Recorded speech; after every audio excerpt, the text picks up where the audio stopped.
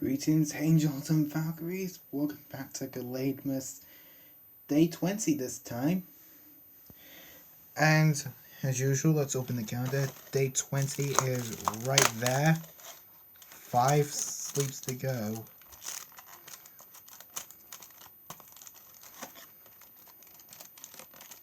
I think this one is shaped like a bell. On to the actual video. So yeah, as you read by the title, I am going to be showing off the teams that will be used by each of the important characters in my fake Pokemon region.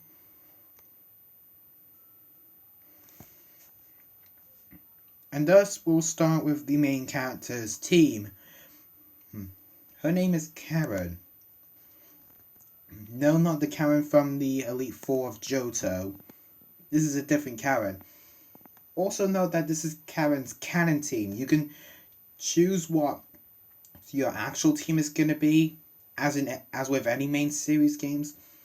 But for simplicity's sakes, this is the canon team she'll be using in the main story. She'll be using an Emboar. She'll also have a shiny Sylveon, because you can get a shiny Eevee. Here. Karen chose to evolve it into a Sylveon. She'll also have a Dragonite with its hidden ability. She'll have Armado. She'll have a Mega Ampharos. And she'll have the legendary Pokemon Dialga. Dialga's actually not going to be catchable in my game. It's actually a custom legendary Pokemon on myself. In fact, I'll let you on this. There's my fan-made Pokemon region. I plan to call it Pokemon Arcana, combining the elements of Pokemon and the characters of Arcana Heart, because those are my two favorite franchises right there.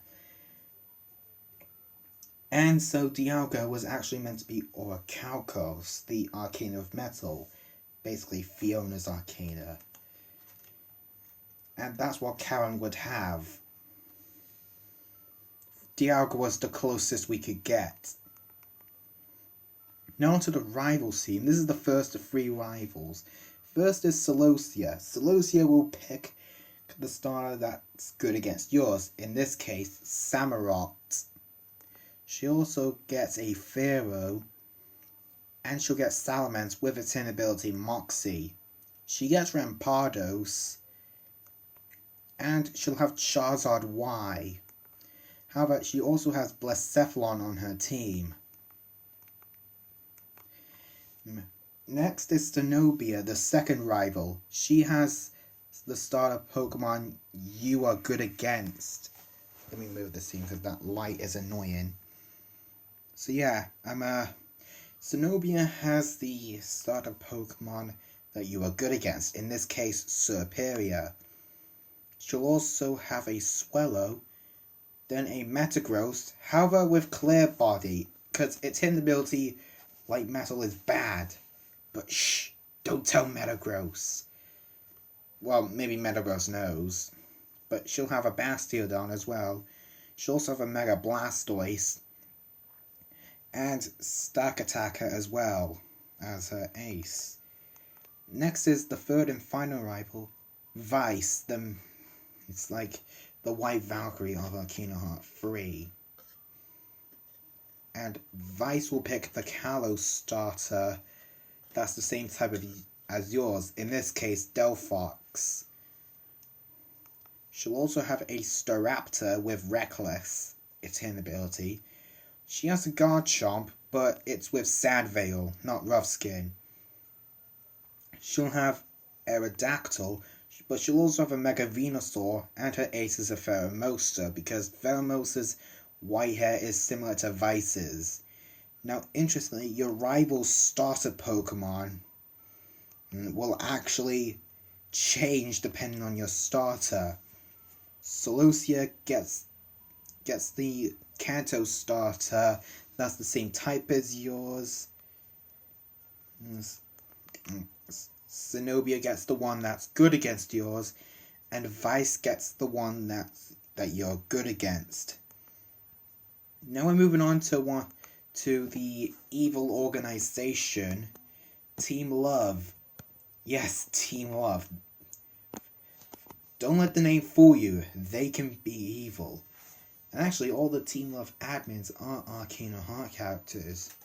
Some don't even know that they're doing evil, while others are aware they're doing evil, but they keep on going to try and foil their own team's plans, while one person's just completely brainwashed. So let's go into the first one, which is Petra, Johanna Lagervest, the main character of the second game. She uses fairy types. She starts off with a Ribombi, a Shiinotic, then a Carbink, then a Clefable, then she'll use a Mega Gardevoir, and finally she ends off with a Magearna. Now Petra's whole team, except her Magearna, is level 56, and her Magearna is level 58. While the rival and main characters teams, they actually, I just set them to level 60 by default. You battle them at a range of levels as with every rival. Next is the electric user of Team Love, who is Saki Zusura, who is basically Heart's best friend. And she uses Togedemaru, Lantern, Alolan Golem, Electros, Megamanectric, and Zapdos. Her team is level 58 and Zapdos is level 60. Next is Charlocrot, the dragon user and our star of the Gallademas video 2 days ago. She uses dragon types and she uses Tyrantrum, Drampa, Dragalge, Druddigon, Garchomp, Mega Garchomp, and Zygarde 10%, but it has Power Construct, so drain its health enough and it'll go into its complete form. Her team's level 60 and Zygarde is level 62. While Petra and Saki are unaware that they're doing bad in Team Love, Charlocrot knows that Team Love is being bad, but she's not completely sure. However, she keeps on going anyway, just in case they are not evil. So yeah, next up is the flying type member of Team Love, who is Lilica, Fletchenrow. Yeah, Lilica uses flying types, and she starts up with Vivillon, Noctowl, then Shiny Swanna, then Altaria, then Mega Aerodactyl, and finally Articuno.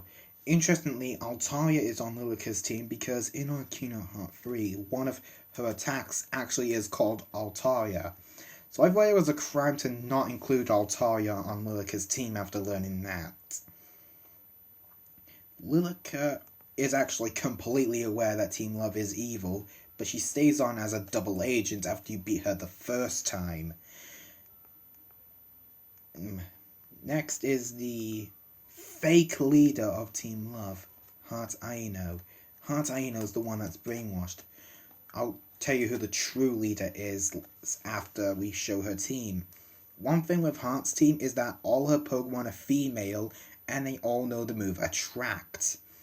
So we got Meowstic, Vespiquen, Serena, I think that's how you say it, Slurpuff, Mega Lopunny, and Cresselia. And when you beat Heart for the final time, she snaps out of it. And the true villain reveals herself to be that elf who never leaves us alone. Yep, Penicillin is the main big bad of this game. And you do fight her after Heart. And as you can see down there, yes, her entire team are legendaries. Although to save frustration, all of her team members are actually level 55, which is one level lower than Petra's, yet she's fought at the end of the dungeon, so be glad for that. But she starts off with a shiny Xerneas. Yes, this is the same one I found earlier. It's got a power herb, so that Geomancy immediately charges up once it uses it, at least the first time. But next she has shiny Yveltal, yes, the one I found earlier this year. And it's got the scope lens, meaning it's more likely to land a critical. Next is Primal Kyogre, because it's got the blue warp. Yeah, with a one-hit kill move, yeah, that's gonna be bad. And she also has a Primal Groudon, which, yeah, have fun with that. But she has a Rayquaza as well, and while it has a life up, it seems like a breather until you see that move there, Dragon Ascent. And Rayquaza can only Mega Evolve if it has that move. Yes, she has a Mega Rayquaza. Just when you think you're safe from her team, she busts out Duskmane Necrozma. It has Ultra Necrozma, you can see, so yes, it's an Ultra Necrozma. Oh boy. Yeah, this will be a tough team to get through. Hey, if Paris can be broken in Arcana Heart, she can be broken here as well. Next up, we're going through the good side, which is the Curlier clan. That's my team. First up is the Poison Wielder, the Kuromori, and we're actually going off these battles the second time you fight them. And for your record, you fight them just at the Pokemon League. Kuromori's fought at the end of Victory Road. Her entire team's level 66, and she'll have Salazzle, Skuntank, Crobat, Vileplume, Beedrill, well, Mega Beedrill, and Naganadel. After you beat Kuromori, you go up the stairs to find yourself in the Pokemon Center, and when you exit the Pokemon Center through a back door, because the Pokemon Centers are modeled after the X and Y Pokemon Centers, and the clothing trunk in this Pokemon Center is the exit door to the league. But before you can exit that door, you get challenged by Dr. Lightning Copper, the Steel user. And Dr. Lightning Copper's entire team is level 68. He starts off with Magnezone, which is holding the Damp Rock and has Rain Dance. This is so your fire types will not be as useful. Then he has a Skarmory, then a Probopass, then a Ferrothorn, then Mega Mawile, and then a Heatran. I think you can see a flaw in his team. Yes, half his teams are weak to ground types. Smart enough to nerf fire type moves, though dumb enough to fail the fact to check that half his team is quad weak to ground. Yeah. Once you finally defeat Lightning Copper, you're able to go outside, and the Pokemon League 2 is modeled after the X and Y Pokemon League, though only on the outside. The inside is completely different. And at the front door, you actually get challenged by Okaruto, my former favorite video game character. She uses 2 Dark types, 2 Psychic types, and 2 Ghost types, and she starts off with a level 71 Gardevoir. Yes, all her team are level 71. Then it's Oranguru. After that, a Sharpedo with its hidden ability and bred to know Psychic Fangs, which is neat. She also has a Shedinja. This one has safety goggles, so you might want to be careful with this one. She has a Mega Bayonet as well, so you might want to be careful with that as well. However, she has Guzzlord to end this off, and with a good play rougher, you can end this Guzzlord pretty easily. Just watch out for Iron Tail. Now, halfway through the Elite Four, you get charged by another Curlier clan member. Yes, this is evil, I know, but damn it, I don't care. I like pulling cheap shots on you. And so who do you get challenged? None other than General Esther from Megami Kill. She was one of my more favorite anime characters. And so I put her into my team. And yeah, she uses ice types as she does in the show. Well, she's not a trainer, but she has ice powers, damn it. And she has a Mamoswine to start off with. Then a Jinx, which, yeah, due to that defense, it's pretty easy. She also has a Alolan Sandslash. Then after that, a Cloyster. Then she has a shiny Mega Glalie. This was actually a shiny Glalie I got a while back, and so I thought I put it to good use. But she also has White Kyurem. This thing was a Kyurem the first time you fought back, a regular Kyurem, but now it's a White Kyurem, meaning it's buffed up quite a bit. So, after you beat the Elite Four, before you get to the champion, you got one more trainer standing in your way, and that's Lucy Death's Blood, who was made after Lucy from Elfen Lied, probably my favorite anime of all time. And yeah, she mostly uses fighting types, and her whole team's level 79.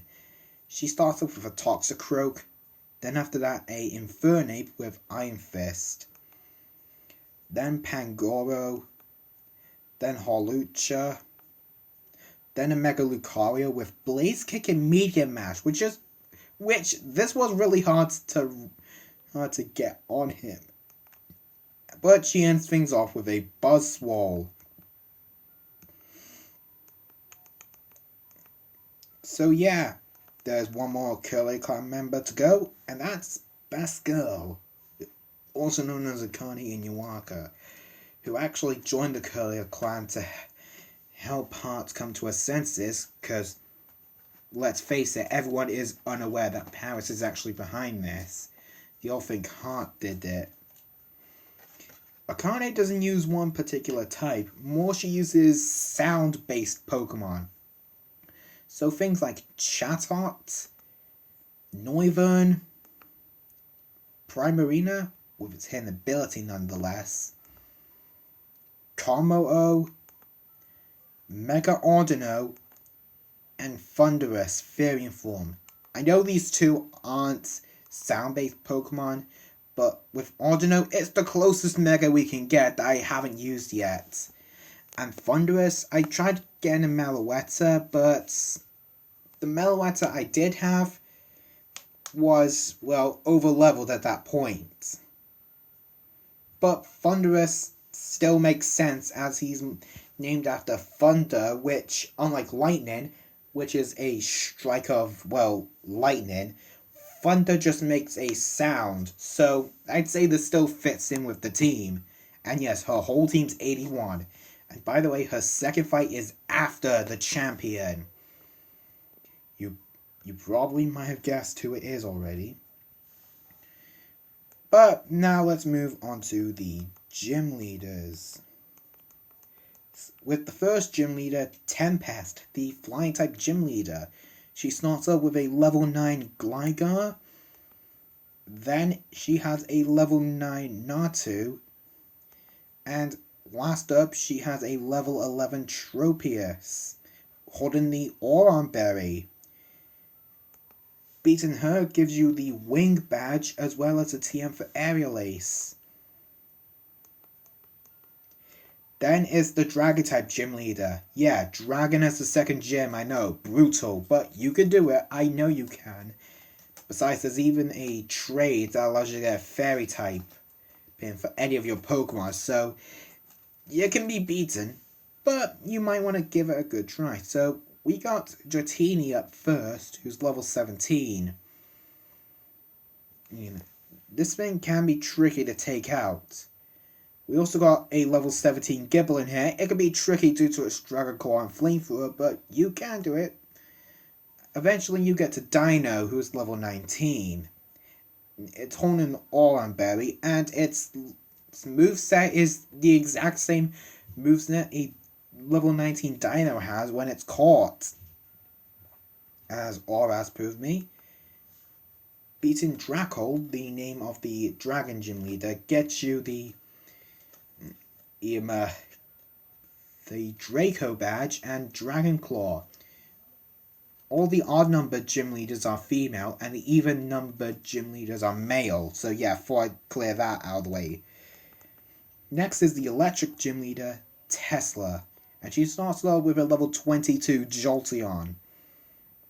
Yeah, and with Volt Switch, that's going to be a pain.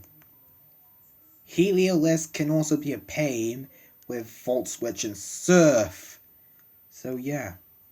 Stunfisk is going to be a bit of a breather after those two, but with powerful moves that can give you a status condition, it's no contest. Finally, Vikavolt. Dear gods, Vikavolt. It's level 24, has a citrus berry, and worst of all, it has a good move set of Volt Switch, Energy Ball, and Flash Cannon. Its hidden power is also water, which I feel like I should have announced the hidden powers for the others. But kinda late now for that. Being Tesla gets you the Paralysis badge, as well as the Volt Switch TM. Next is Seth, the Dark-type gym leader, who starts off with a Pawniard that's level 27. It's pretty much a warm-up for the rest, but it's still no slouch. Next up is a Shiftry. It's got Snarl to lower your special attack, and it's weak, but that can mess you up if you're a special attacker. And its other moves are good coverage as well. Honchkrow can also be difficult if you're not expecting that Psychic or Steel Wing. And finally, his ace, a level 29 Houndoom, can be pretty tough, with a Citrus Berry held as well.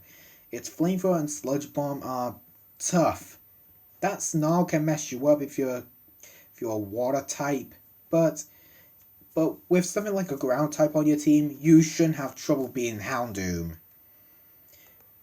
Beating Seth gives you the Nefarious badge and the TM for Snarl, which is a TM I don't see used often.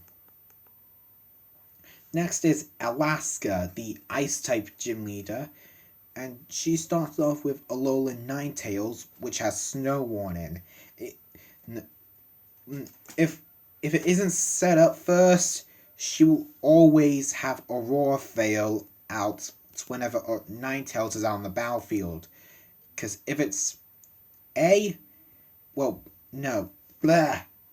find Dr. Wily. If Aurora Veil isn't up when she sends out a Ninetales at any time in the fight, it always goes for Aurora Veil first, so that's your chance to get an attack in. And it's got some pretty sweet coverage as well. She also has a Lapras after this, which has Confuse Ray, Body Slam, and has a Mystic Water to power up that Water Pulse, which can confuse you. Fun times. Weavile isn't that bad, but I'd still not let your guard down. But Frostlass can be a bit tricky if you don't know what you're doing. It's got a Citrus Berry, so you might want to be careful. Beating Alaska gives you the Aurora badge, as well as a TM for Frost Breath. Next up is Zircon, the Steel-type gym leader. He starts off with a Fortrace. It's a bug Steel type, and it's holding a Quick Claw. It'll set up Toxic Spikes immediately, then use a couple of Gyro Balls, and it can also get off a Sap Cannon to completely paralyze you. And he'll use Explosion as a I'm taking you down with me move. After his Fortrace, you'll have to set up with Skarmory. It's got Rock Slide kind of fire types, so watch out there.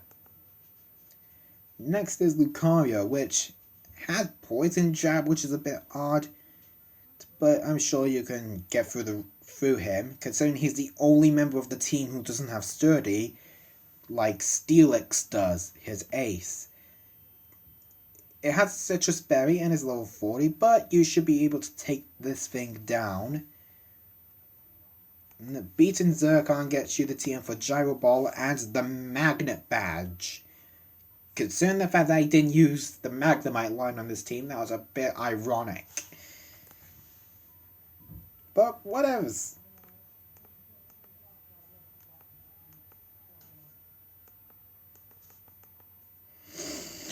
So, after which is Rainbow, the Bug-type gym leader. Rainbow starts off with a level 44 Durant. Sure, one fire type can take it out, but if that doesn't, you're in for a world of hurt, as that thing has entrainment to inflict you with Truant. Okay, but it can unleash a powerful X Scissor and Iron Head, and if it wishes, it can use Stone Edge to counter your fire type. Next up is Crustle, which has Shell Armor, so no crit in this thing. And that thing has some good moves to counter your team. She also has a Araquanid, which has Leech Life, Waterfall Crunch, and Poison Jab. Those moves that really hurt. She also has an Ariados. It sets up with Swords Dance and then wrecks with its Shadow Sneak for priority, and its Stab, Leech Life, and Poison Jab. Last up is Galvantula, which has a Citrus Berry, and its attacks can really hurt, but beating it gets you the Leech Life TM, the Gen 7 version of course, as well as the Spider Badge. Finally is Phoenix, the Fire-type gym leader. He has a regular Ninetales, which has Drought for its ability, whereas Alaska had her Ninetales for defensive. Phoenix's is for offense. In fact, Phoenix and Alaska are actually siblings. I'm confirming this now. He also has a Chandelure, which has Infiltrator, so yeah, good luck setting up. He also has a Delphox, so Vice isn't the only one that can use a Delphox. But he also has Rotom Heat, which, yeah, Overheat's the only thing he really has on it. But he also has a Blaziken on his team, which has leftovers, and as you can see, some powerful moves. Defeating his team nets you a Blaze Badge, as well as the TM for a Flamethrower. So now we're on to the Elite Four. The Elite Four is for after defeating Team Love. And Team Love can only be 4 once you beat the 8th gym leader. And going through Victory Road, in order to reach the first one, you have to at least defeat 3 Curlier Clan members. And we'll start off with the first Elite Four member, the Fighting type Elite Four Master, Parmela. She has a shiny Medicham with a Citrus Berry. That thing can use Power Trek, and if it's and it switches its attack and defense. And Pure Power doubles its attack stats. So it would double up to 266 after it uses Power Trick. Not fun there. She also has a Poliwrath, which has a Salac Berry, raising its speed if it gets low on HP. And that thing has some mean and nasty coverage that it can hit you with. After that, she uses a Karmo-O, which has the Staff Berry. Staff Berry randomly raising one of your stats when you're low on HP. This could be good for Karmo-O in either situation. Attack makes its Sky Uppercut and Poison Jam more powerful. And special attack actually gives it the opportunity to use another Draco Meteor, which can really help it. And Dragon Dance as well, just to mess with you even more. She also has a Breloom, which has the Cobra Berry, weakening the first flying attack you use. And it has Mark Punch for the priority and Sky Uppercut for hard hitting moves, and Seed Bomb for stab, as well as Stone Edge for a bit of type coverage. Finally is her ace, Mega Heracross. Mega Heracross has Mega Horn and Close Combat.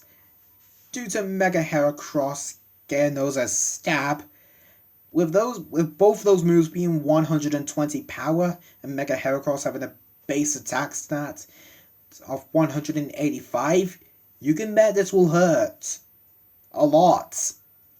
He also has Bullet Seed and Rock Blast, which, due to Mega Heracross's hidden ability, are moves that will guarantee to hit your Pokemon 5 times.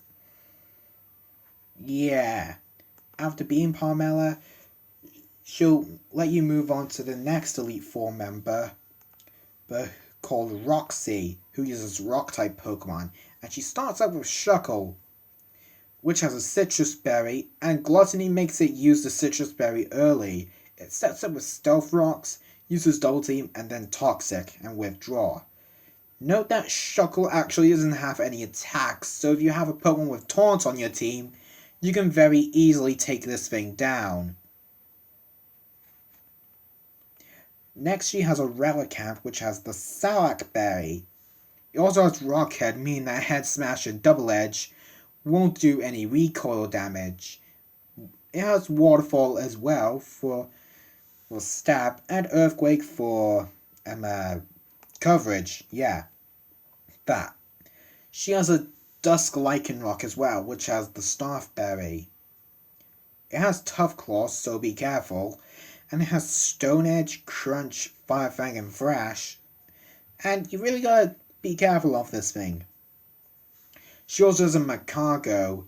It has a Pastio Berry, weakening the first water attack you use.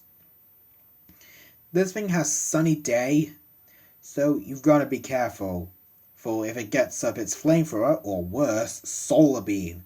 However, it's so slow that you should take it out pretty easily.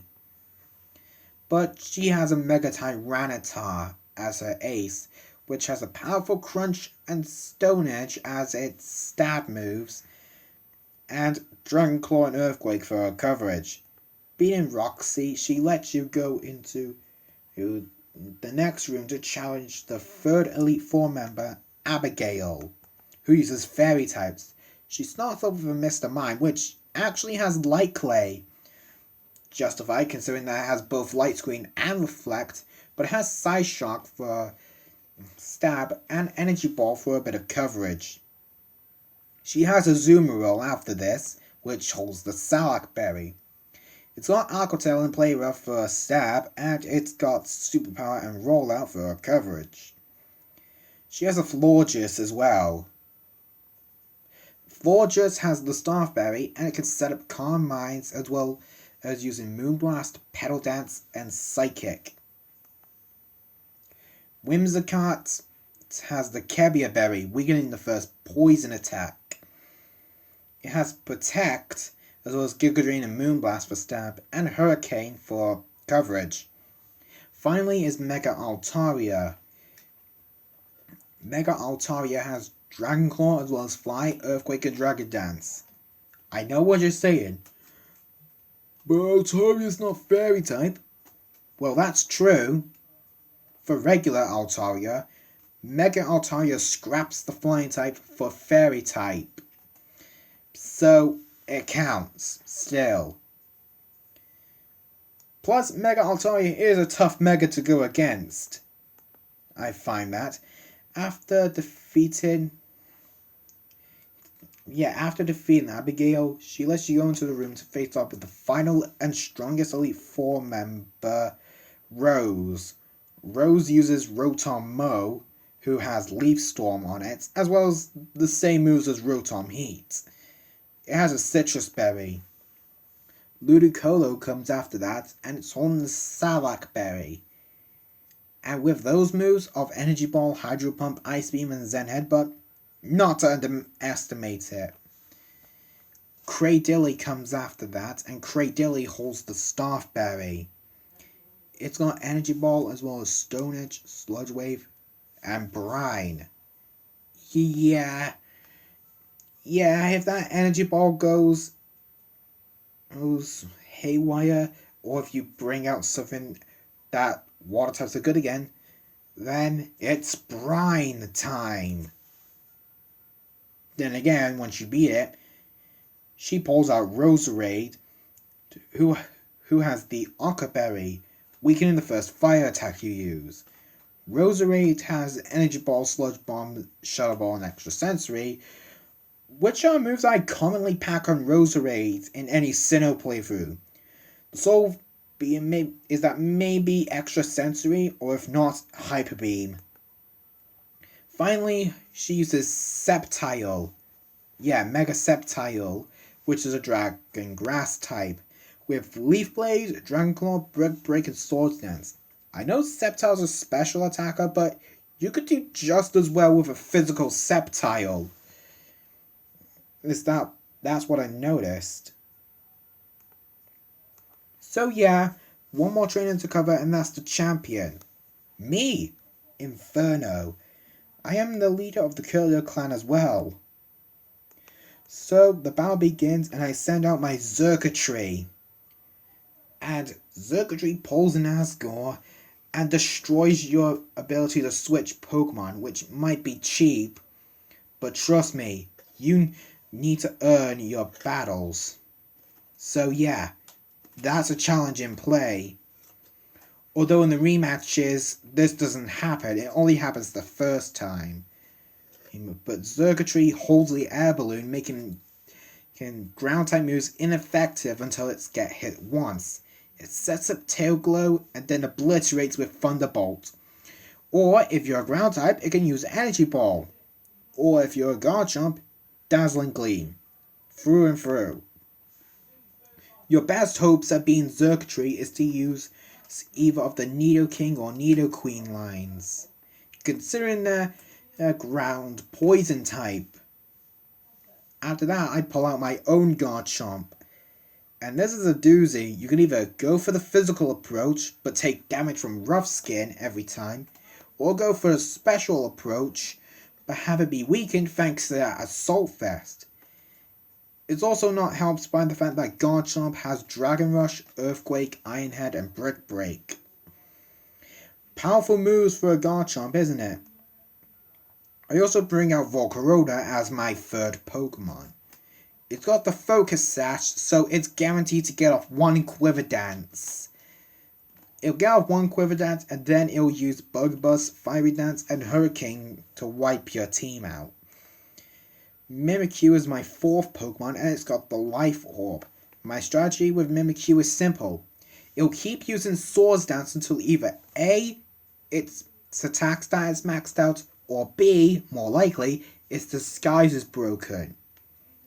After that, it'll use Shadow Claw, Play Rough, and then Leech Life to heal its HP back with how many uses of that Life Orb it used. Empoleon's my fifth Pokemon. It's got the weakness policy, meaning any move you use on it that Empoleon's weak to will raise its attack and special attack stats. It sets up an Aqua Wing, and then Ice Beam, Flash Cannon, and Hydro Pump. The main reason Empoleon's on my team is that when you talk to me in my office in the Curlier Clan Fortress, I actually have a Piplup as my pet. The reason I have this Piplup is because I actually won it from a battle against Cynthia and Cyrus. So yeah. Last up is Gallade, my ace, and obviously my mega. It has Close Combat, Night Slash, Leaf Blade, and Poison Jab. But once you defeat it, you will have become the champion. Or not, since you still have to fight Akane afterwards. But after her, that's game beaten, right? Right? No. Turns out that you've still got quite a bit of game to go after this, but maybe I'll share the plot with Team Love in another video in 2019. So yeah guys, that's going to be it. If you like this video, be sure to leave a like below, and if you really liked it, be sure to subscribe for better and awesome content. That's it for this video, so until then, I'll see you next time, Angels and Valkyries, and until then, incinerate on!